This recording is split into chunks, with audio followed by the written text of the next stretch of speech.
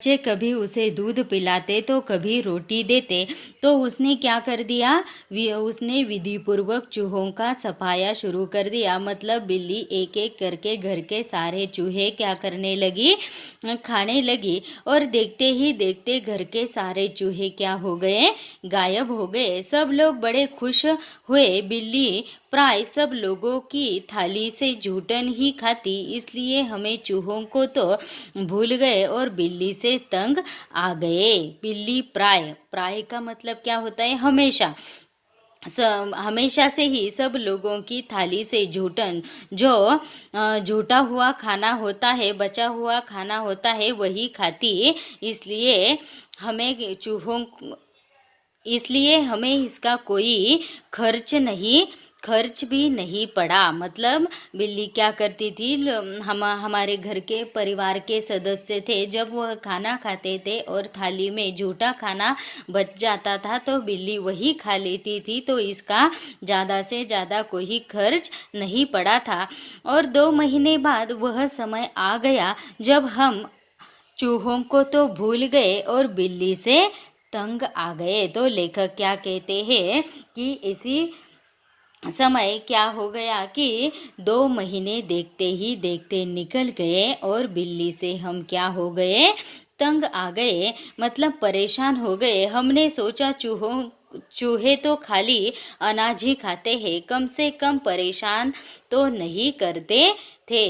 लेखक क्या कहते, हमने सोचा चूहे तो खाली अनाज खाते हैं और कुछ सिर्फ अनाज खाते हैं, पर कम से कम उससे हमें परेशान तो नहीं करते। पर यह बिल्ली खाने में भी कम नहीं और तंग भी बहुत करती है। मतलब लेखक कहते हैं यह खाना भी बहुत खाती है, खाने में भी वह कम नहीं और तंग भी बहुत करती है। उसके प्रति हमारा व्यवहार बदल गया। मतलब उसके प्रति हमारे जो प्रेम की, स्नेह की भावना थी, वह क्या हो गई, बदल गई।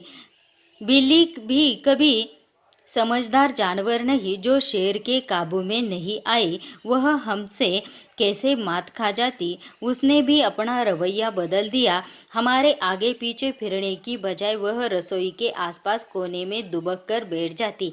बिल्ली भी कम समझदार जानवर नहीं। मतलब लेखक कहते हैं बिल्ली भी बहुत समझदार जानवर होती है, जो शेर के काबू में भी नहीं आती। मतलब बहुत ही सहजता से किसी के भी हाथ में नहीं आती। वह हमसे कैसे मात खा जाती, मतलब हमसे कैसे हार जाती। तो उसने भी अपना रवैया, मतलब अपना जो चाल ढाल है वह बदल दिया, अपने तौर तरीके बदल दिए।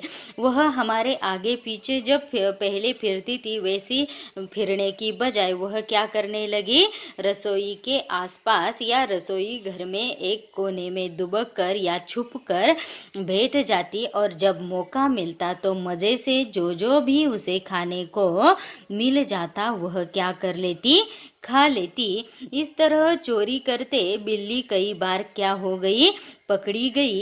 एक दिन सुबह उठते ही मैं रसोई में कुछ लेने गया। देखता हूँ कि कढ़े हुए दूध का दही, जो रात को बड़े चाव से जमाया गया था, बिल्ली खूब मज़े से खा रही थी। मतलब लेखक कह रहे थे कि एक दिन क्या हुआ, जब वह सुबह उठते ही रसोई में कुछ लेने गया तो क्या हुआ, तो उसने देखा रात को जो दही जमाया हुआ था वह बिल्ली बहुत ही बड़े चाव से, मतलब बड़े उत्साह के साथ खा रही थी। और अब चिंता हुई कि बिल्ली से कैसे पीछा छुड़ाया जाए। लेखक कह रहे कि अब हमें चिंता होने लगी कि बिल्ली से किस तरह से पीछा छुड़ाया जाए। मेरा नौकर बहुत होशियार है।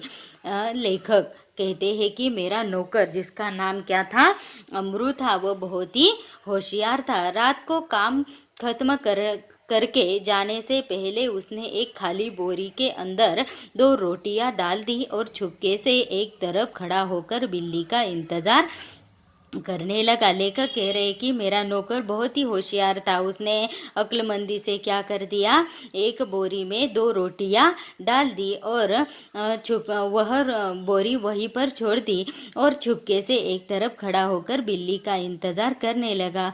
क्यों करने लगा? बिल्ली आएगी और वो रोटियां देखकर उस बोरे में घुस जाएगी। और उसी तरह बिल्ली आई, वह एकदम रोटियों पर झपटी, मतलब रोटियां खाने के लिए उस बोरी में टूट पड़ी। नौकर ने तुरंत बोरी का सिरा पकड़कर उसे ऊपर से बंद कर लिया।